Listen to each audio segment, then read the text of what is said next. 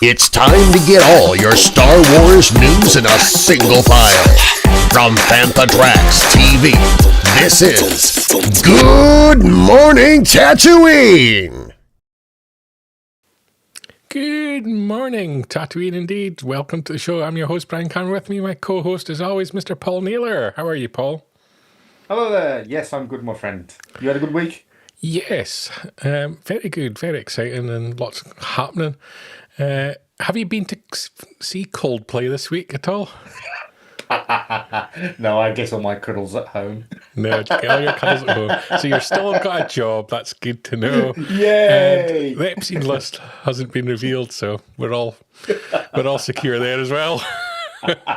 If you've been to the island, you can breathe a sigh of relief. And that's how we're starting the show, Paul. I wasn't really prepared for that question. No. Mr. Newbold, he's in the chat tonight as well, back from his skiving away last week. Where was he? Fast asleep. He nodded off, didn't he? Yeah. It's your age, Mark. It's your age. It is. There is lots to cover in this week's show, so we'll check out what we've got coming up. Let's have a sneaky look. First up, Anton Lester has been cast as Ollivander in the Harry Potter TV series. We'll be discussing that. Andor Season 2 picks up 14 Emmy nominations, and we'll be talking all about those. And as well as Andor, John Williams himself and the Acolyte have also been nominated, so we'll be talking about that as well. Again, with Andor, Tony Gilroy, and how these performances will be celebrated and discussed for years to come when he sort of calms down the cast of Andor who have not received any Emmy nominations. They'll be discussed for years to come about how they managed to not get an Emmy nomination. Hello to Jack in the chat as well. Hey, Jack. And, Canada. Very nice. Jack's a fan of animation, so he'll be interested to know that Star Wars Vision Season 3 is coming to Anime New York as well, where the episode Black from director Shinya Ohira will be shown. I'm glad you got to read that one out. San Diego Comic-Con 2025, they got an exclusive reveal on the Saga Museum of Star Wars memorabilia. That will be a panel at San Diego. Yep, talking San Diego, lots of that in the news this week.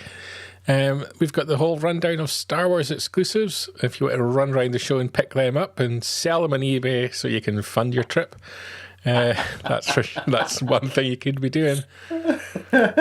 Also at the con, there will be the stuff about the immersive holo-creator experience, which I think is linked to the Coca-Cola promotion that's on there. It is. I'm assuming by an immersive experience they're going to dunk you in a giant vat of Coca-Cola. But we'll find out more. What a way to go.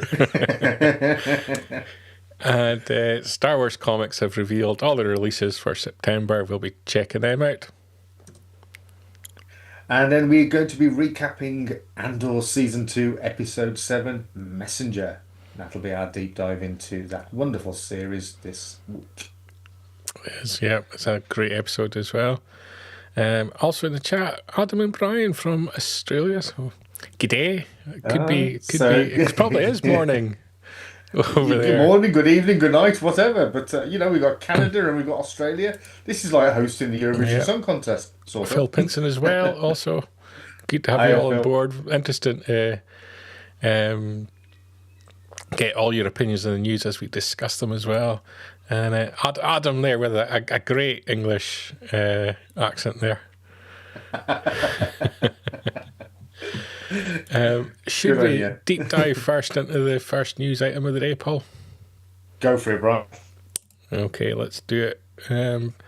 First up, we're talking Harry Potter, which is going to be coming to TV screens with HBO.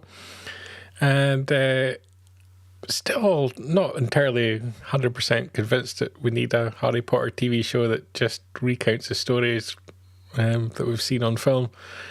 But Seems way too soon, doesn't it? Way too But soon after the film. that's probably for Potter-obsessed fans to debate that one. Yeah. Anton Lester, who obviously just done an amazing role in Andor, he's been cast as Garrick Ollivander, who my great knowledge of Harry Potter tells me that he was played by John Hurt originally, and he's the wizard that runs a wizarding shop that sells you your wizarding wand. That's it. Or the wand picks you, rather. Yeah. Yeah. He'll do well to beat John Hurt's performance, because that was one of the standouts for the first Harry Potter film for me. I love that That's bit. kind of lazy shopkeeping, isn't it? If he doesn't even give you any help. It's like the opposite of Argos. You don't really need to go to Ollivander's wand shop if the wand's going to pick you. Just go online. Yeah. There's going to be a number, I think, of the Andor cast popping up in Harry Potter, with it being filmed in the UK.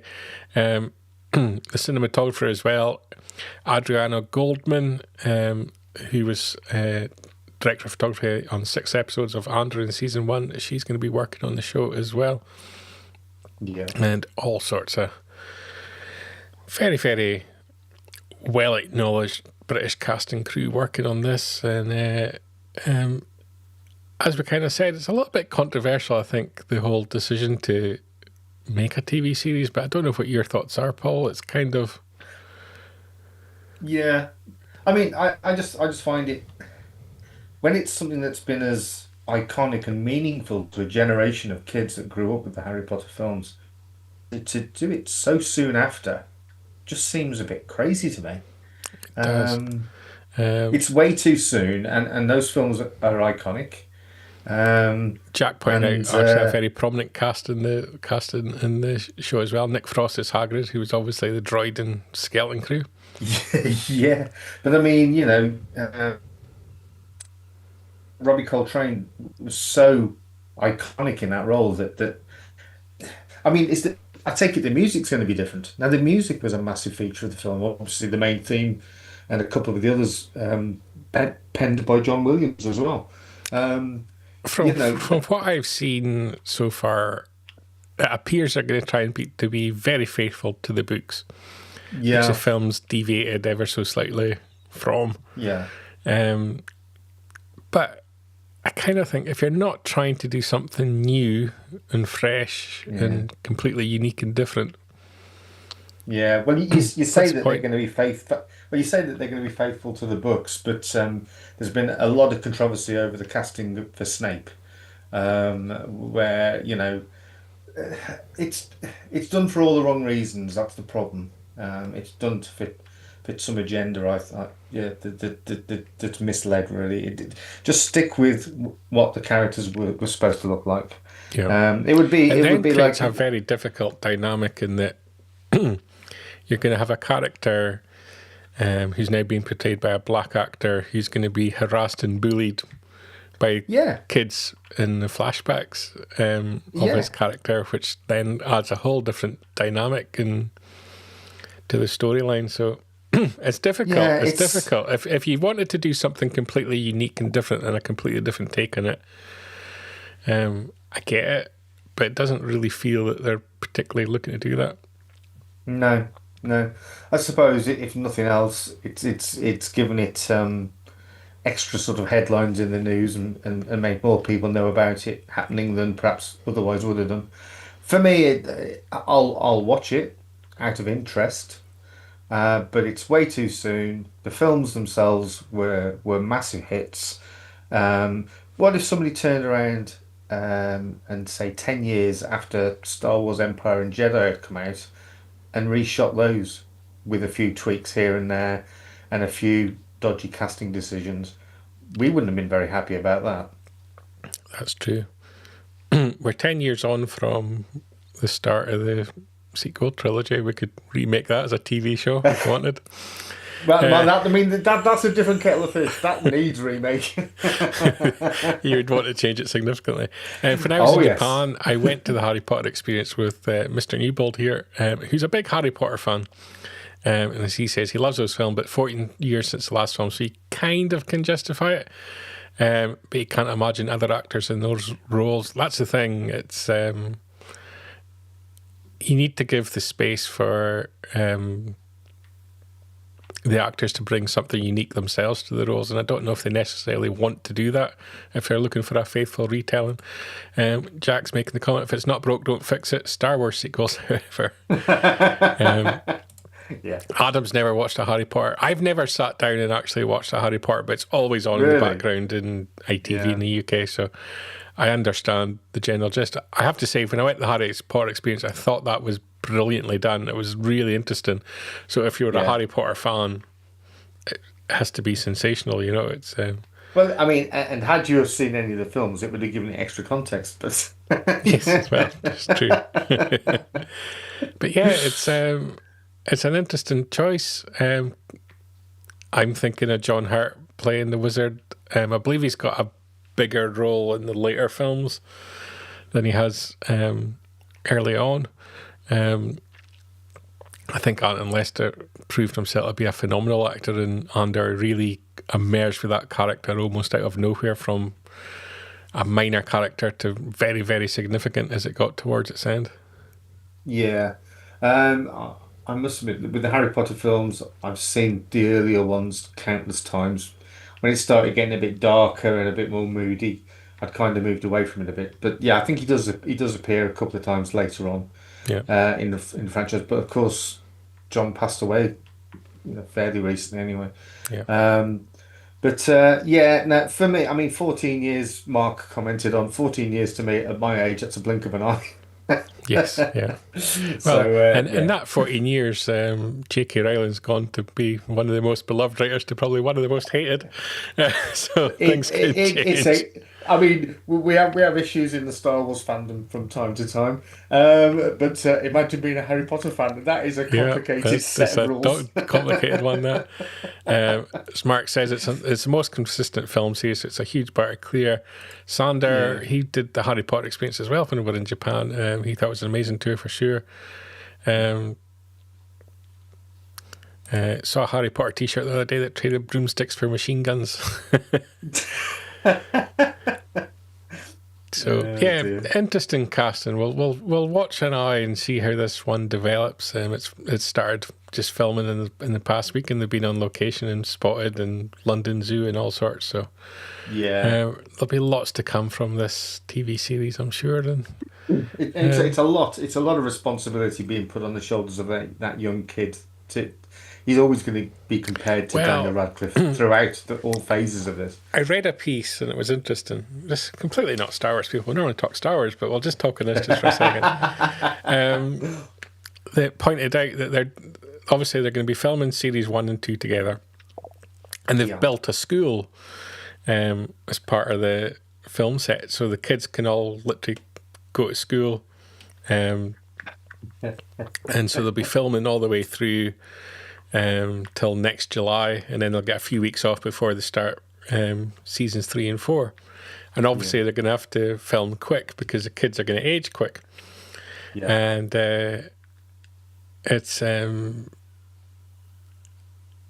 kind of difficult. It's almost the writer pointed out it's a little bit slave laborish in a way, because they're not getting the chance to escape and get back to a normal life like the actors in the films were able to between films, go back to a normal school or a normal home setting. They're actually completely locked into this TV show, in essence, for the next 10 years of their life in many ways. If your whole education system and your schooling's completely locked in the way that it's going to be. And whether this is a good thing or not for the growth of these young children into adults. You're right. We've done way too much on Harry Potter. Yeah, too much on Harry Potter. Let's move on to Andor and this Emmy nominations, which were announced this last week, and they picked up 40 nominations. Congratulations to them. But it's probably fair to say that people were not happy online, because the big oversight seemed to be that the cast outside of Forrest Whitaker were completely ignored in the nominations. Hasn't this always been the case though with awards shows, Oscars, Emmys, whatever? Anything that is deemed to be sci-fi or fantasy generally gets overlooked. Yeah, and there's also major awards. When it comes to these awards, that you're not necessarily getting the award for that particular performance or that particular show. It can be an accumulation of a career where people say such and such deserves. Yeah. Oh, they're getting old. We better give them an award. And the show, and just to show that not everybody loved Andor, Sander with the comment, Harry Potter was more interesting than Andor. Muggles. we'll muggle along. But yep, incredible 40 nominations. Congratulations, and richly deserved that the show in its entirety is receiving that kind of recognition. It, of course, includes a nomination for Outstanding Drama Series, and many, many more on the technical front. Outstanding music, outstanding writing, nominations for visual effects, and so on. Direction, every element, Skywalker sound as well, with its nomination for its outstanding sound editing. So every aspect of the show was being applauded, it seems, apart from the cast. But for it to have been such a popular show, we all acknowledge that the acting was superb anyway. Yes. So I don't think anybody in the show can feel sort of too peeved about that. I'm sure they do. Yeah, I'm sure they do, but they shouldn't. I mean, goodness me, just be grateful that you're in something as widely well received as Andor. Kyle Soller deserves an Emmy to go next to his spider on his shelf. That's all I can say. But yeah, the Emmys are going to be coming on the 14th of September. It's going to be on CBS. It's supposed to be on CBS, who are massively cutting their budgets just now because they're losing so much money. Colbert, is it Colbert? Is it his show? His show's been axed, hasn't it? Yeah, it has been axed. He was running at a 40 million loss in his show, so that was no surprise. Really? Wow. But yeah, I think Jon Stewart's also panicking, isn't he? Yeah, they should be. They should all be sweating.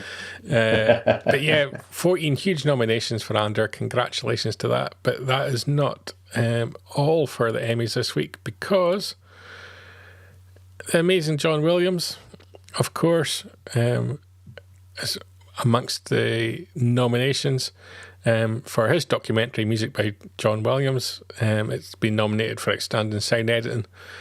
And so also, going back to your previous comments, if anybody deserves an award for cumulative work, it's John, isn't it? So I'd like to think he's got that one in the bag.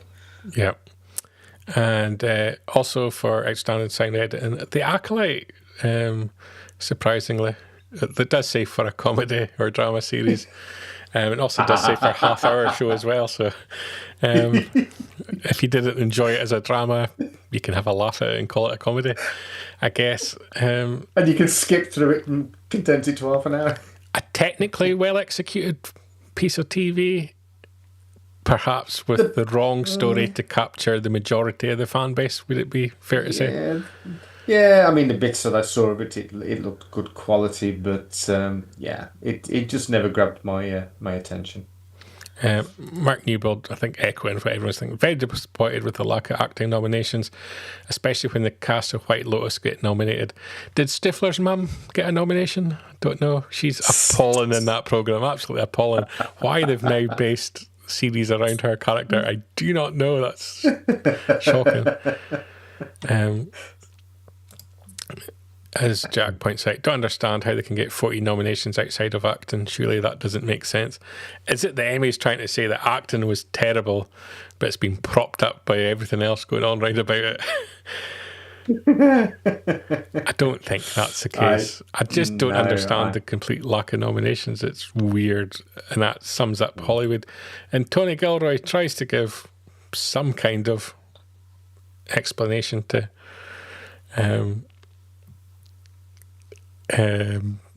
I'm just reading this comment here. Stifler's mum got it, that's for sure. Still not clear if she got an Emmy nomination or but she got it. Yeah, definitely. I forget the character that went away with Stifler's mum, but yeah. So good to have Mark back online, isn't it? It is, yeah. Tony Gilroy addressed the lack of nominations despite the incredible performances in Andor by the cast, and he makes a comment: there were a lot of performances that I wished were recognised. Diego Luna and Genevieve O'Reilly. There are a dozen performances. So if you're 13th in the cast list, Tony Gilroy didn't think you were up to much. These aren't great moment-to-moment performances. These are epic long-term character studies that they've done over 24 episodes. I think the ultimate victory is that these performances will be celebrated and discussed for years to come. I feel confident about that. That's true, but that's only within the fandom. Yeah. You know. And as Rebecca points out, didn't get the nominations because it's Star Wars. I think that's so true. I think there's a grain of truth in what Tony Gilroy's saying, in that the character performance were phenomenal.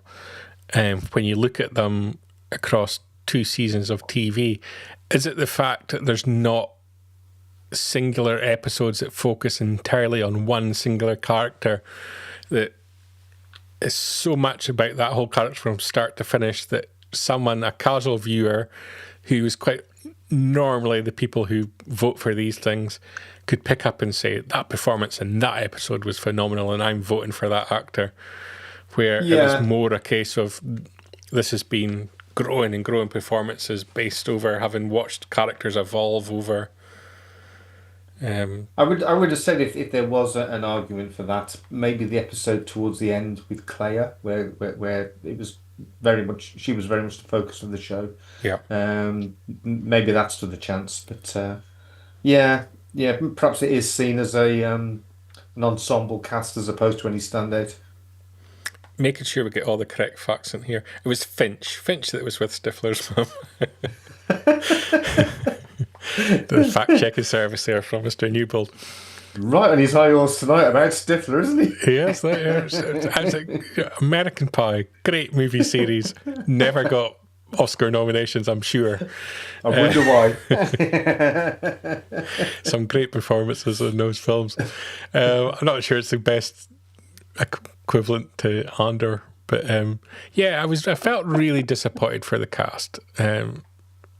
And I think there's a lot of truth in what Tony Gilroy says, that their roles are going to be celebrated by Star Wars fans for many, many years to come. Yeah.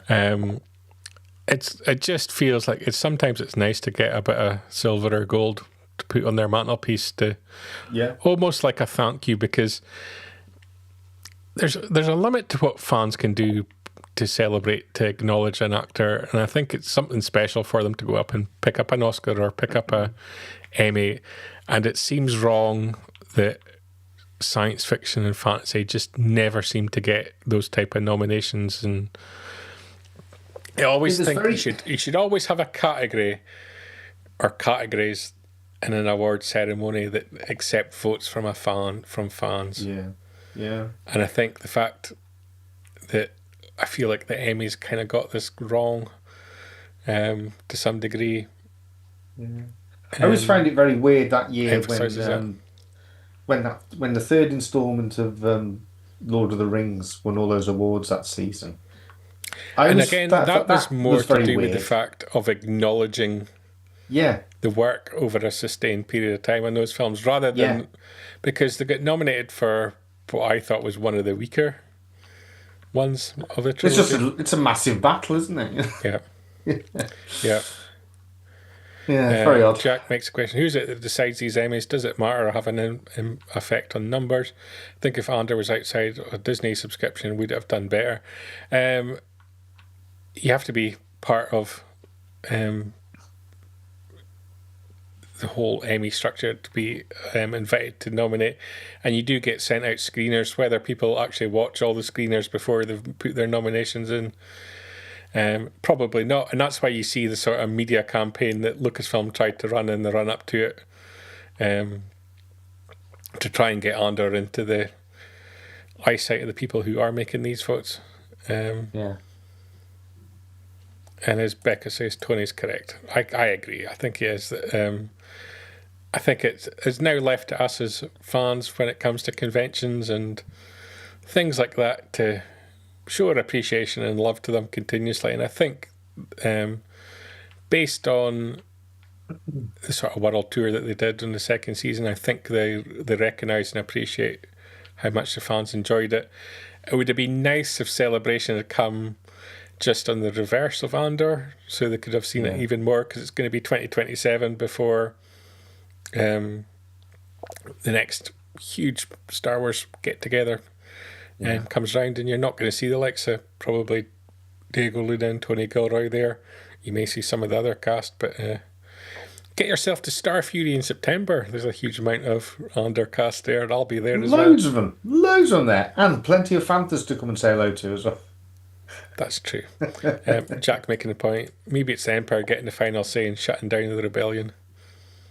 I hope you're not on his side, Jack. Release the Luthen Rail list.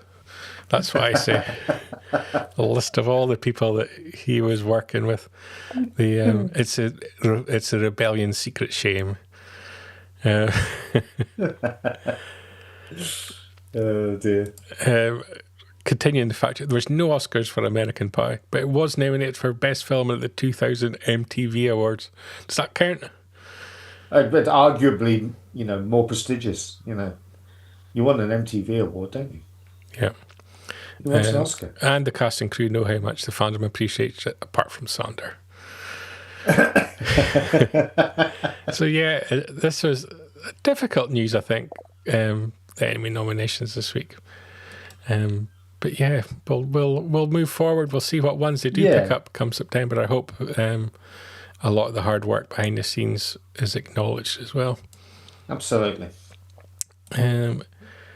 Star Wars Visions, the next Star Wars TV show to drop on Disney Plus, is going to be getting a premiere of one of its season 3 episodes at Anime New York. The episode Black from director Shinya Ohira.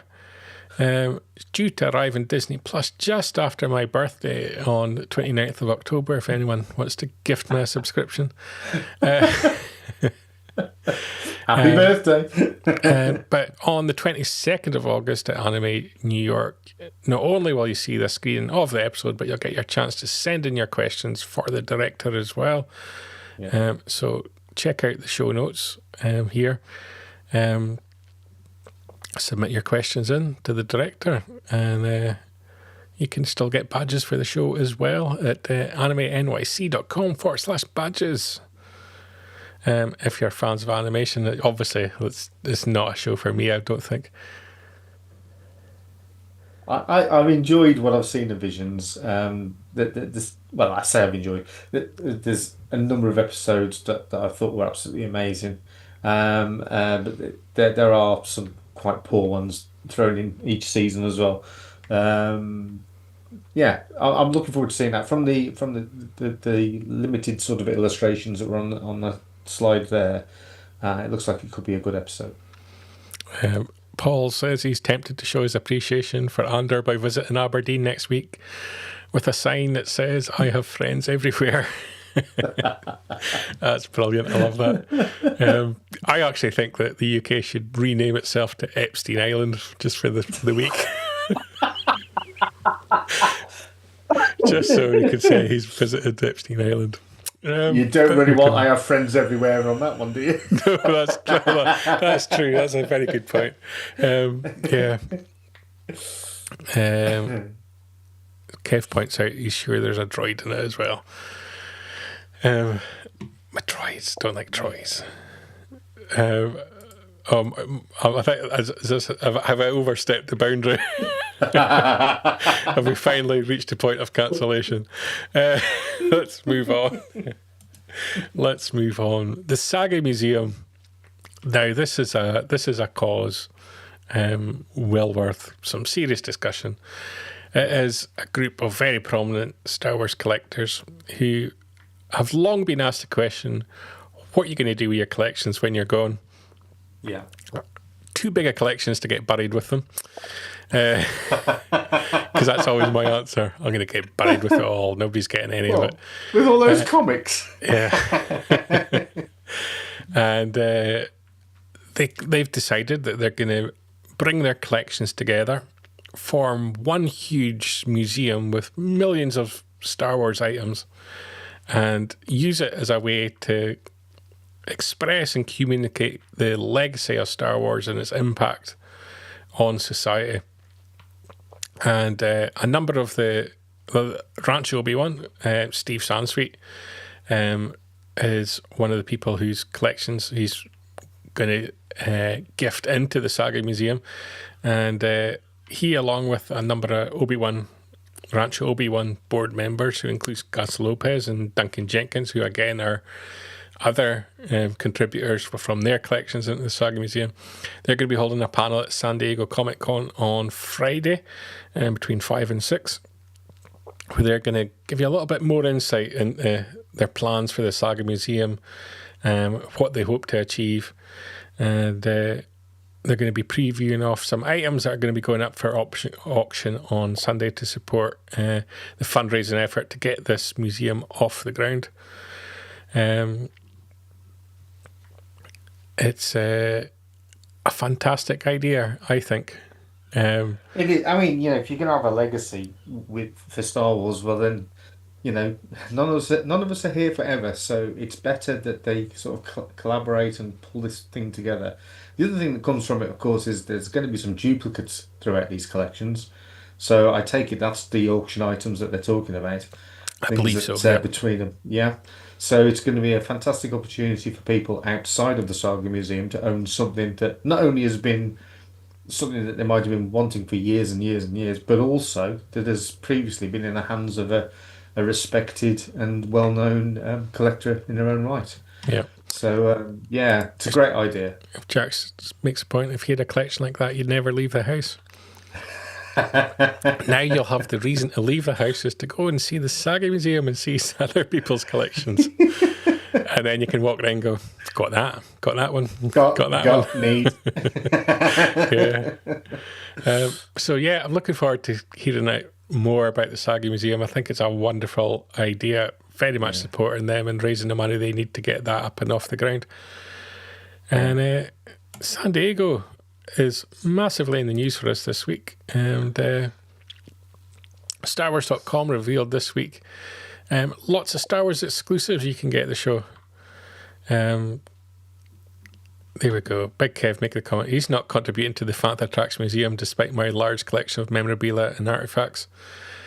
Kev, at some point we will be stuffing you and having you as prime exhibit.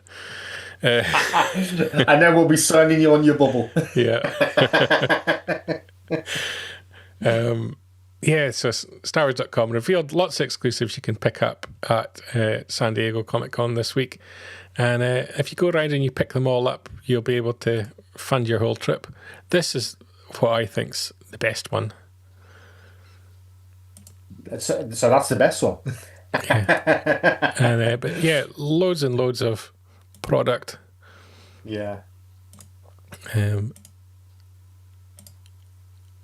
interesting kind of. These are tiki mugs. Yeah. Yeah, weird and wonderful things. Usual T-shirts. This is an interesting idea where Rocklove will engrave your Star Wars medallion there in person in Oberish. And that's kind of a clever idea, I think. Yeah. Doing gibberish. Gibberish. But yeah, loads and loads and loads of products. Anything grabbing your eye, Paul? No,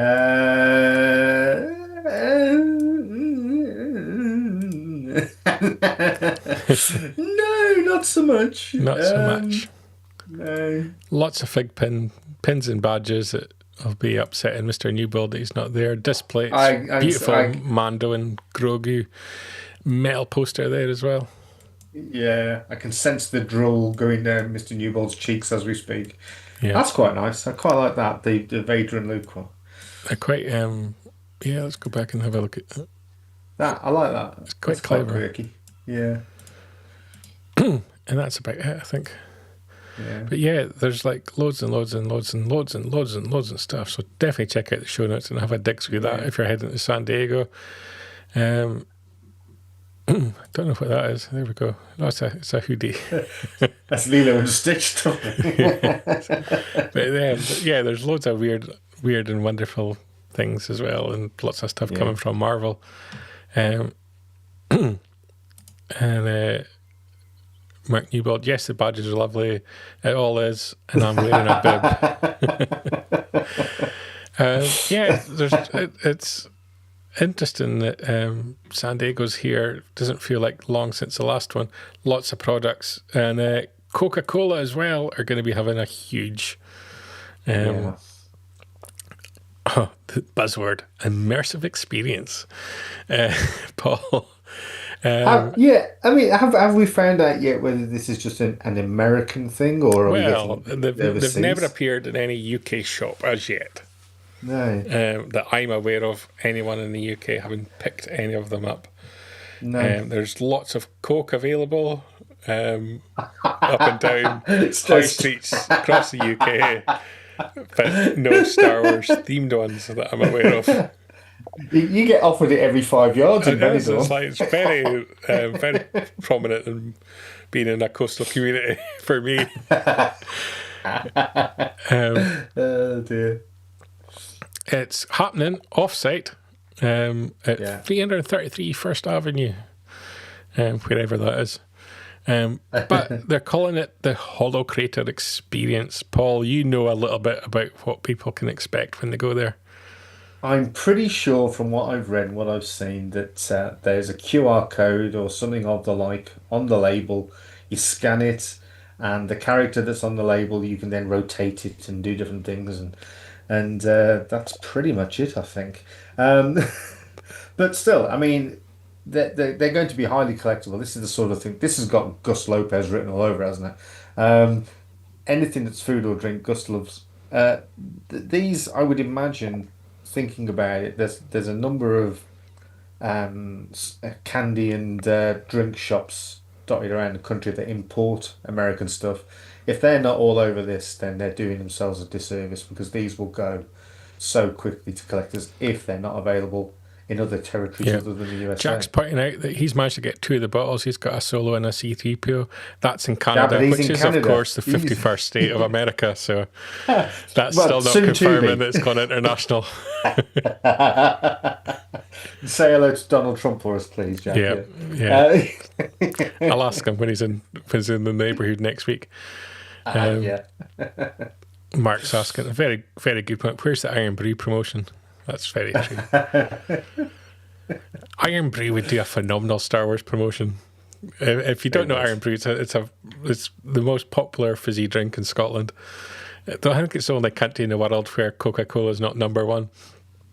Just go on Google and search for Iron Brew adverts. They are the best thing in the world. Especially the ones from the 70s and the 80s, they were brilliant. Yeah. Jack's happy to send some Coke across, crossing international lines. You know, it's like becomes a federal offence, I believe.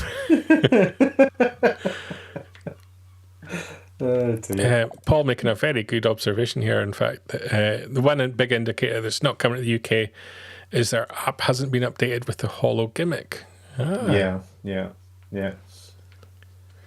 Very interesting. Yeah. So there you go. It would be hugely disappointing, both for the way that Star Wars has promoted this as a brand, but also hugely disappointing that a company the size of Coca-Cola would do this and focus it purely in one country. It seems a little bit ignorant. I mean, it's such an Anglo-USA sort of production from day one that it seems ridiculous to only pander to the US part of it, but yeah. Hey, what do we know? I haven't seen any. I normally get, when there's big promotions going on, you normally get offered at my work all the displays and so on, which we never take, because we don't stock Coca-Cola. Very much like Jeremy Clarkson's farm, we wouldn't stock it. But I haven't seen any of the promotions for any of the market material either offered out to UK stores either. No. I think it's going to be hard to come by in the UK. Jack's making a comment. What a show! We've gone from Potter to Coke. What's next? All I'm saying is that if you're knocking back the Coke, then you'll enjoy Harry Potter. It all comes together in one big link. What's happened to Snape? Yeah. Anyway, moving on. Right, Jack's heading away. Very much love. Great to hear from you. I hope you're having a tremendous time over in Canada. Keep that country safe, Jack, when you're out there from invasion from the south. It's soon, still Jack. still part of the King's realm.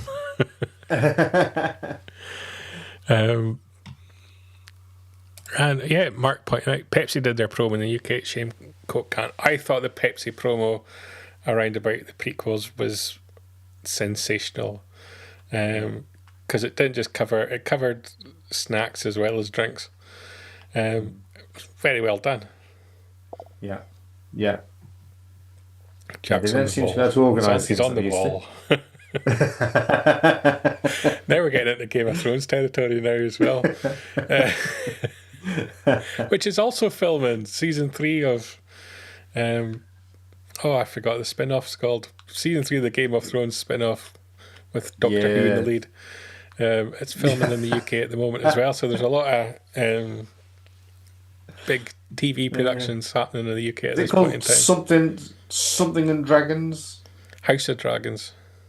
House of Dragons, there you go. Yeah, we got there. Matt Smith. Look, there we go. We're professionals. We've got all the facts nailed down. Something and Dragons. We're not just randomly talking rubbish here. Of course not. It's all scripted.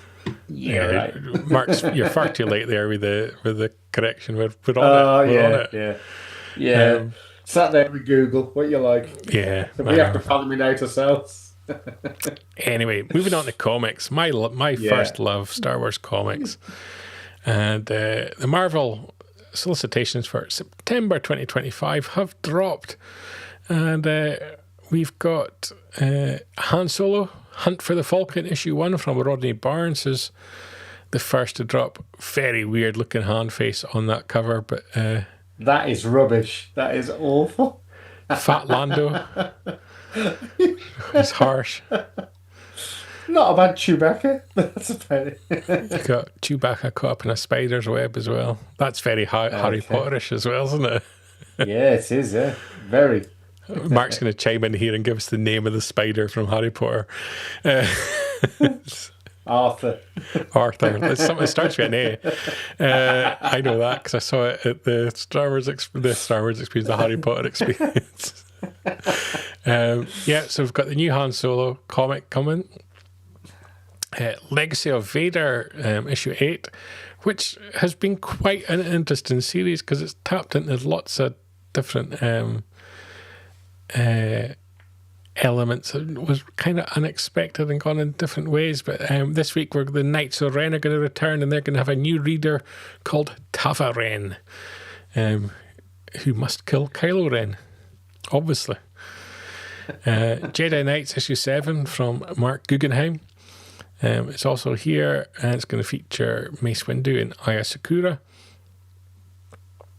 And and we're going to find out what the mysterious connection with Qui-Gon Jinn's past is as well. An issue that we covered a few weeks back, Boba Fett, Black, White and Red, is going to drop as well, and what's been quite an interesting sub-series of Black, White and Red. We've had Vader and Maul before Boba as well, so interesting. They're focused on very popular, prominent characters. Yeah. The new run of Star Wars is continuing with issue 5 from Alex Segura. Dr. Aphra is back. People are delighted to have Dr. Aphra back. And with Chaos Agent issue 4. And she's teaming up with Chewbacca. And Nice. obviously, I like that. That's a good cover. Chrysanthemum as well, who's now seems to just go by the single name since the TV show. He's dropped the colour. But yeah, it's an interesting mix of comics there. So I was slating Marvel just a few months ago in this show. Can we just zoom in on that third Han Solo cover? Dear me. Grumpy Han. Doesn't look like Han at all, does it? But it's improved. I think the comics, what's coming out, has improved dramatically. Mark's chiming in here. The spider was called Aragog, and interestingly, voiced by Julian Glover. Oh. There you go. There's the Star Wars connection. This is why we cover so much ground here on Good Morning Tatooine. It's why we cover so much Harry It's Potter. all planned out. We knew it was Julian Glover. That's why I mentioned the spider. So it was all leading up to that, wasn't it? Everything Yeah. that we've said led. Yeah, brilliant. Yeah, and as Mark points out, this particular cover from Dr. Aphra, very reminiscent of the Han Solo Revenge novel. I was as well. thinking exactly that. Yeah, particularly the Chewbacca element. Yeah. I wish the one thing about the comics I wish they did more of is characters like Aphra and really invest in them, original Star Wars characters that they can take and produce and make their own stories. Because the biggest problem they've got, I think, and it's probably true of any Star Wars literature, is they're only going to be given areas of Star Wars to play in that they don't think they're ever going to do anything with film and TV.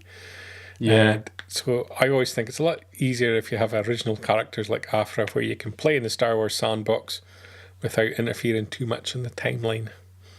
I would love to see an Aphra animation or even live action. I'd love that. I think it's been reasonably successful as a comic. Yeah. Rebecca pointing out as well, we forgot about this in the Emmy nominations. Harrison Ford nominated for his Apple Plus series Shrinking. Yeah. And she points out, huge standout in that series. His first Emmy nomination at the age of 83, I think he is. Yeah, so he deserves that. Yeah. Absolutely. It's a great TV series as well. Apple TV do a lot of fantastic content. People just don't see it. Yeah. But whoever nominated him, there we go. He got enough nominations, so clearly some people in Hollywood have Apple Plus subscriptions. So a lot of interesting comics. I'm interested probably most to see where the Legacy of Vader 8 goes, purely because it's been quite an interesting little sub-series. Yeah. And again, characters that were really poorly explored in the films were the Knights of Ren, which Absolutely. I think everybody was kind of excited to see what they were going to be, and they ended up, ironically, chasing I was going to say a spider, but it wasn't. It was a monkey through the woods. It's about the most exciting thing that they did. And there's that one shot of them up on a rock where they sort of circle around with a drone. It was ridiculous. Yeah, I mean. And as Rebecca points out, he's vibrant for an 83. He is. I wish I was that alive at my age, let alone 83. He seems to be enjoying life more than ever. And it's actually interesting to see. We talk a lot about the downsides of streaming, but obviously now they pay huge wages for actors that make themselves huge budgets that end up getting cancelled. They can attract movie quality actors to roles, and obviously he's done his spin-off Yellowstone series. He's doing his Apple Plus series. So yeah, amazing you can get actors of the quality of Harrison Ford doing a TV show. Yeah. Yeah. They paid me decent money as well now. Because if they can't give them enough money as an actor, they'll Well, stick him as an executive producer. if you're Apple, you're not in the TV game to make money, are you? That's No, no. Ford seems happier now than ever and enjoying his act. And now that he no longer has to do Indian Star Wars. Thank God they've killed both of them off. Yeah, they've managed to kill all his characters off. On that happy note, should we go to the Death Star Cometh and check out Andor Season 2, Episode 7 in our big deep dive, Paul? Come on, you'll get there. Yeah, big recap. I was looking at something on my screen. To be fair, you haven't got American Pie on the screen, have you? No, I've got someone sending me a message, and it was quite an interesting message. It was some juicy information, but it's certainly not Star Wars related, not Harry Potter related, not related to spiders. So we won't go there and reveal it. Oh dear. Let's go visit the Death Star. Let's cometh. And Season 2, Episode 7, Messenger of Andor. We're finally at the third arc of Season 2 begins. Yeah. Paul, as Mark says, a seamless link into our segue. Our segue here. Do you think we're getting too comfortable, Mark? We're kind of at the point where everything begins to ramp up, and it's an interesting point in time. We start off obviously with the 1 year later reminder as we enter the third arc, and I still amazed that they did this with the BBY2. Because for 90% of the audience are like, what's that mean? all they had to do was write before the Battle of Yavin, 2 years before the Battle of Yavin, and it would have made sense to most people, I think. So that's an odd production choice.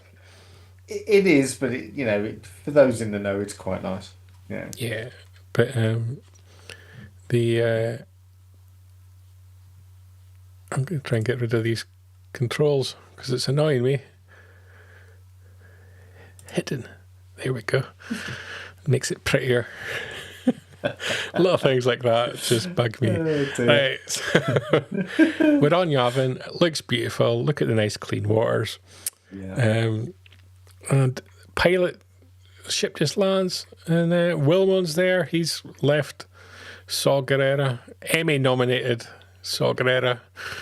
I actually thought Saw Gerrera was one of the worst cameos in the whole thing. I didn't like when he got the nomination. And we get, for the first time ever, to see more of Yavin Base than we've ever seen before. And where the people lived and worked. They weren't inside the temple at all. Only the rich people, the well-to-do millionaires of the rebellion, they got all the nice plush rooms in the temple. Everybody else was in the scaffolding, rickety huts outside. Yeah, scaffolding everywhere. That's bizarre, isn't it? Yeah. And hiding in their little den of iniquity in the woods. Very Endor. Cassian and Bix. It was very Endor-ish. Yeah. And just one for the fans. Daego's with his top off because he's got a blaster wound in his shoulder that's not healing. And it becomes a very prominent plot point later on in the episode. And Wilmon, he comes to meet them because he's got news from Luthien Rail to, I guess, try and get them back into the Luthien Rail trap. As Rebecca points out as well, would have loved to see more conversation between him and Jin and their Saw experiences. I actually thought Will as a character was kind of abandoned a little bit. And if you're a spin-off Andor, he'd be the most sensible direction to go. And I think to bring in the whole world of Saw Gerrera would be an interesting way to go, because he kind of dragged him into this situation where he kind of became a bit of a drug user alongside Saw, and then he kind of got dragged back into this storyline and then sidelined a little bit. Yeah. Towards the end of the series. Yeah, he was very in and out of the whole thing from the first season. Just sort of drifted into prominence towards the end of the first season, and then he was in it, and then not but so much even in during it. season 1, he wasn't a prominent actor until the end, and he was lobbing grenades at the Empire. So yeah, he's a very interesting character, and I was puzzled a little bit by his story arc. It didn't go anywhere. It didn't. Yeah, the whole Saw Gerrera thing, I think, was a bit misjudged and a bit badly handled. I'd have liked to have seen him in a more sort of heroic sort of role. I would have liked to have seen some kind of, almost not necessarily war, but some kind of clash between the elements of the rebellion. Yeah, it would have been interesting. It never properly explained what happened to the bits and bobs that he lost along the way either. No. But he starts a conversation with Cassian and Bix about how Luthien wants to get back in touch with them. He's got a job for them. And Cassian's not too enthralled with the idea at all, it's fair to say. And the job is going to be on our favourite planet of Gore, which still 1 year later, the Empire, for people call them evil, they still haven't done anything evil to the people of Gore. They're still building their little Imperial offices. And there's actually interesting comments made in this episode, which I'll come back to, the Empire passed comment on. You actually see the news reporters, which was a lot of fun, actually, in this episode.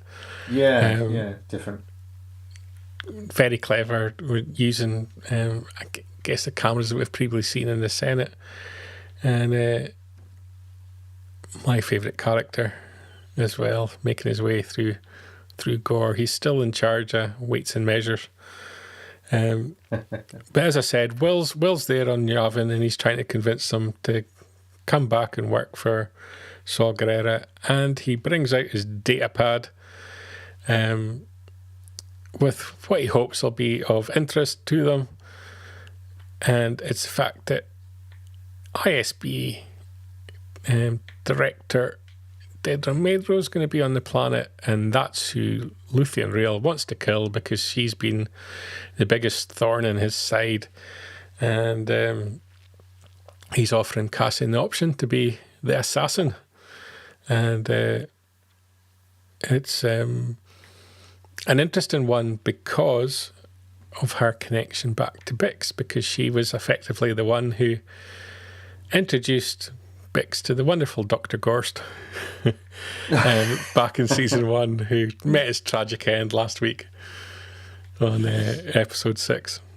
You're very twisted. Very twisted. Yeah. As Rebecca points out, the media usage was brilliant. I really liked it because it mirrors our world, so it makes the events feel real. Yeah. So you didn't have to just play the narrative of Empire versus rebels here. You kind of brought this element of real reality to the whole thing. Yeah. And as Mark points out, such a great episode when you realise the analog spycraft of the rebellion is equal to the digital of the Empire. And Dedra, she's on Gore, obviously, and she's reporting back to Ollivander on her progress, and he's basically telling her they're ready to move to phase 2. And he makes a point here that they've been trying over the past year to make a synthetic equivalent, and Mr. Erso has been trying to build a synthetic equivalent to what they have on Gore, because the Emperor's such a nice guy. He didn't want to cause any trouble in God and dig up their planet and have to move people. He spent a whole year looking to find an alternative. Such a nice guy. Such a nice guy. Misunderstood. Badly reported in the media. And of course, we then get the whole Daedra sort of... Is it a love story? What, between her and your good man there? Yeah. I suppose it's a love story of sorts. It's a love story of its age. And the reason I ask is there's almost like a... would you say Boolean element to it? Manipulation, Boolean from Cyril? Daedra. Yeah. Of Cyril from Daedra. Yeah. Yeah, I think so. Yeah. Because we've got Cyril here trying to visit her, and he's kind of prevented. Doesn't have the clearance to get through, and she's basically still in the middle of being browbeaten a little bit as well about, because she's not happy about the next stage. Really, it's fair to say. Yeah.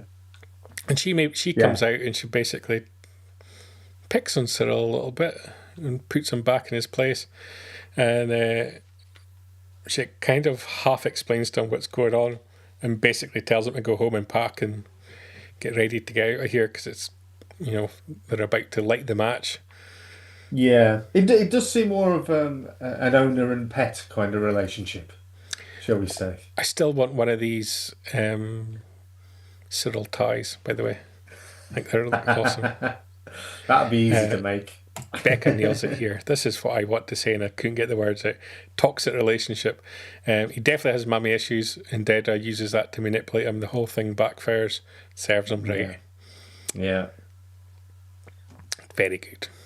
And great acting from the two of them. Not Emmy class acting. Not quite. Good acting. Almost. Good acting. Almost.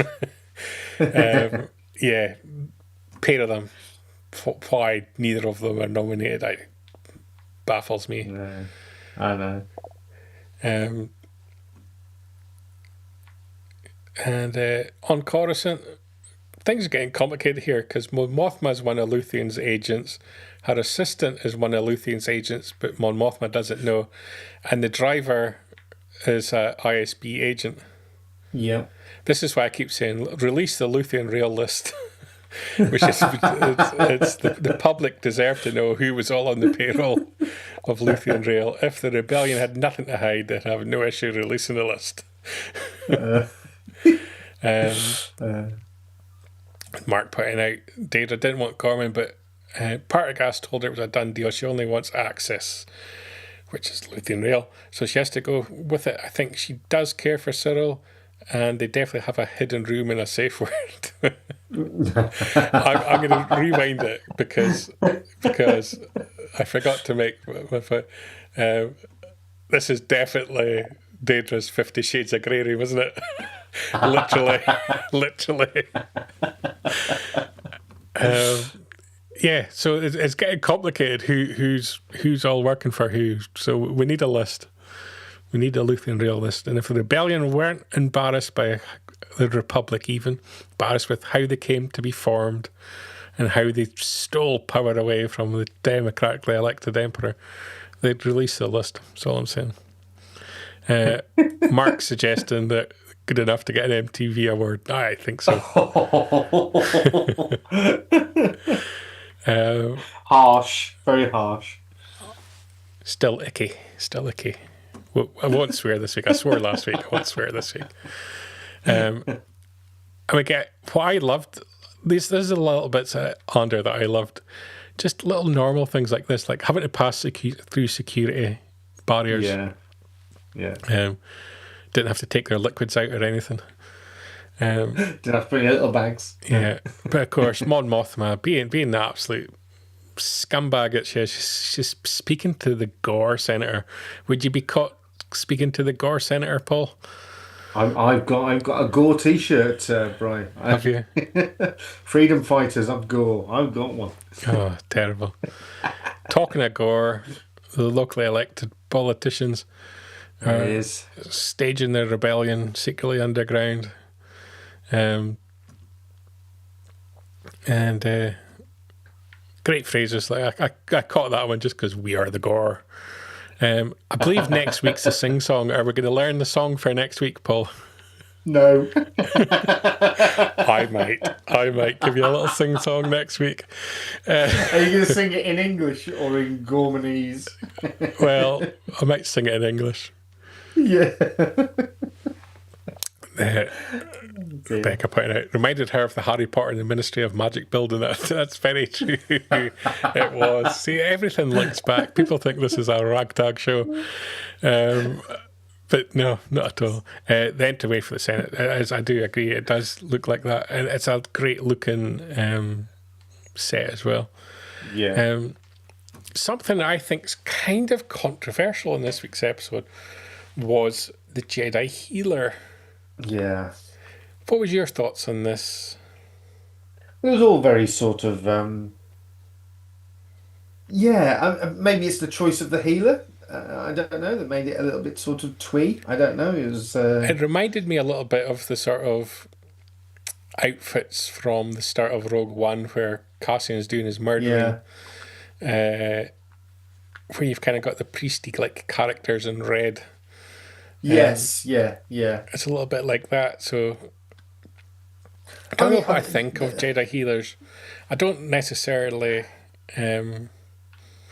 want different levels and classes of Force users. I think you're Jedi or you're Sith. Let's keep it kind of there. Becca's a big fan.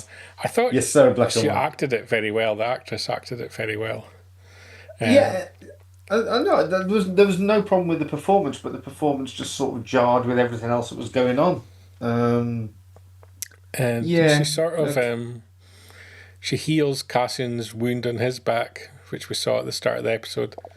And Cassian's a little bit uncomfortable with it.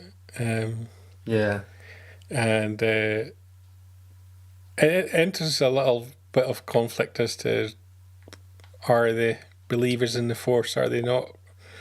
Which I guess is still a thing here in the Rebellion, because this is kind of pre-Luke and Obi-Wan days. But is Cassian not wearing a kyber crystal around his neck that he was gifted by Luthen Rail? Oh, I don't know. Is he? Was that not his payment earlier in season 1? Whether he's wearing it or whether he even sort of acknowledges the significance of it, I don't know. I mean, the beauty of these 1 year later jumps is there could have been something that was going on.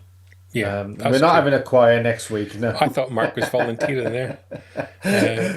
That looks very much like a volunteer. Kev pointing out that the song translates to "No More Catholics." Classic moment from Trainspotting 2. It was actually the anniversary of the Battle of Boyne this past week.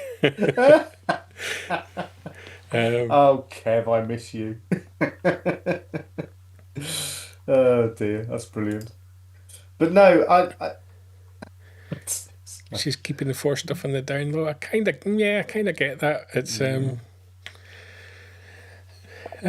don't know. There wasn't enough in this story, I think, to make it work for me. See, I mean, I think it's because she was coming across very sort of mystical, very almost Yoda-esque. Because we don't really come back to it in any later arcs, other than he sort of gives her a nod. Yeah. In a later episode. It was kind of like a plot thread I didn't think was necessary. Purely there to give a reason for Diego Luna to take his shirt off was basically my thinking. You're probably right. Just to keep the interesting facts coming, Josie Walker, who played the Force healer, sang at the inauguration of President George W. Bush in January 2001. We've gone very political in this episode, haven't we? She's on the list. She's on the list. You can almost hear the keys going as Mark's googling this all the way through this. He was loving the fact that he knew that one. Like, no, he's loving the fact that Google knew that one. This is a good point where the Jedi healing can be a little bit something holistic, faith type healing, a little bit like Reiki maybe. I don't mind that. I just think it needed more exploration, or it needed a payoff of some kind, which never came. Meanwhile, Cyril's meeting up with his Gore rebel friends. And are these friends he's kind of playing an sort of double agent here. Kind of warns them of the trouble that's coming. He's not at ease either with it at all, is he? You know, he feels very torn. Yeah. Becca's throwing out all the great points tonight. It kind of connects to the Church of the Force with Jin and Lyra. Trust the Force. That's why I think there should have been some recognition. I'm sure Cassian carries a kyber crystal that Luthen sort of gave him as payment earlier. I wish there'd been something more clearer and that provides like a much clearer sort of connection. Yeah. But he's kind of back home. He's kind of healed up a little bit, and they're still kind of. He's not enamored by the whole thing, I don't think, but he kind of recognises that it's kind of worked. Yeah. Then we start getting some of the big Rogue One connections here on Yavin, which was a lot of fun to watch. I love just watching them walking about on the huge set that they'd built. Yeah. Yeah, that's a very good point as well. And we get the whole interaction as well with Cassian, and you've got to follow orders, you've got to toe the line, because he's off on a mission. Because he's been sucked in by Will, he's off on the mission to do some work for Luthien.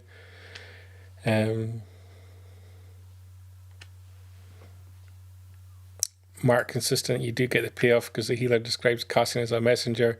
He's the link between so many characters and helps get the message to Radis on the profanity in Rogue One. I don't know. I think it would have been more interesting if she felt the darkness in Cassian, because he does a lot of bad things and has done a lot of bad things. I don't know. I just it's a whole. I don't know what to think. But Will and Cassian, they're heading to Gore, where the Empire has recognised the misbehaviour of the Gore people and have called in reinforcements, and they've got their new head of security there to make sure things are kept calm. He's keeping the Empire officials in line as well, because he complained that the security or the soldiers that he's been given are far too young. But he's a big believer in giving opportunities to the youth, as Emperor Palpatine, and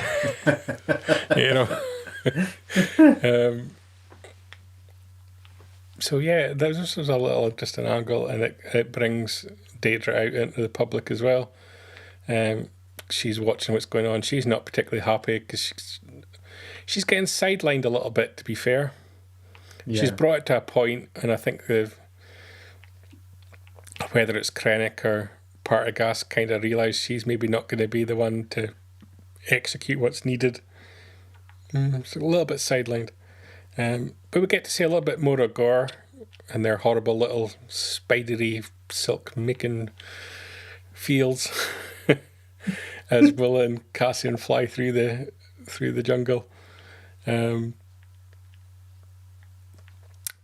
which was always nice to see. I like to see a little bit of the planet.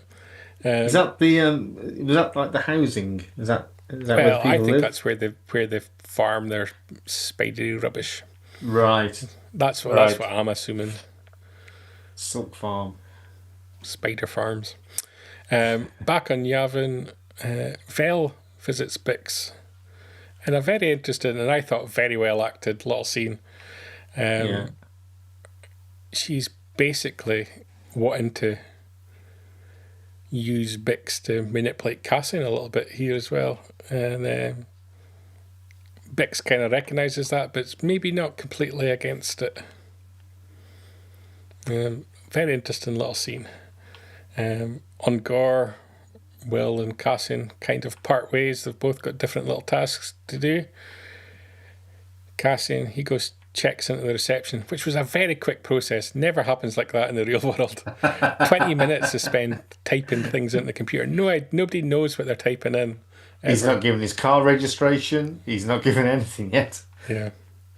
As Kev points out, the Palpatine Youth sounds like a healthy organisation. Oh dear. So many parallels. This, of course, is the bellboy that Cassian met before, and they kind of recognise each other and acknowledge each other. And he points out a few things that Cassian's going to have to do to make sure he doesn't get in trouble with the Emperor. And he gives Cassian a lovely room with beautiful views that Cassian uses to spy upon Daedra, who's just in the beautiful new Imperial building just across the way. Will, meanwhile, he's working in the communications deep in the heart of the Gore rebels, who seem delighted to have someone with some technical knowledge there. Things are going to ramp up and become very hostile in the next few episodes. And we end out the episode with Cassian sitting like a little peeping Tom, watching. He's even got a little Little telescope as well to spy on what's happening across the way. Will he kill her? Yeah. Well, he should. Yeah. And as Rebecca points out, every little interaction in this show is delivered so well. Yeah. And I think this is why I kind of circling back to Tony Gilroy's point as well about, this is a build of character over 2 seasons, and maybe that's why they haven't received it, because there's not necessarily one episode for a character that earns them the nomination. It's these little interactions and this little building up the tension, building up the heat upon them. Yeah. It is a collective effort, isn't it? Yeah. Yeah. And that was this week's episode of Andor, Paul. Your thoughts overall? Well, yeah, I mean, it's like we've said all along. It's the quality of Andor that sets it above everything else. Take away the Star Wars element, it's still a great, great show. There's nothing that I don't like about it. When I first started watching season 1, straight away the way that they did it, the tone of it, the fact that it was more like a novel than any other Star Wars content's ever been, the fact that things are allowed to breathe, and what would be deemed as perhaps being an unnecessary or prolonged scene is acceptable in Andor because it fits in with the tone of the whole thing.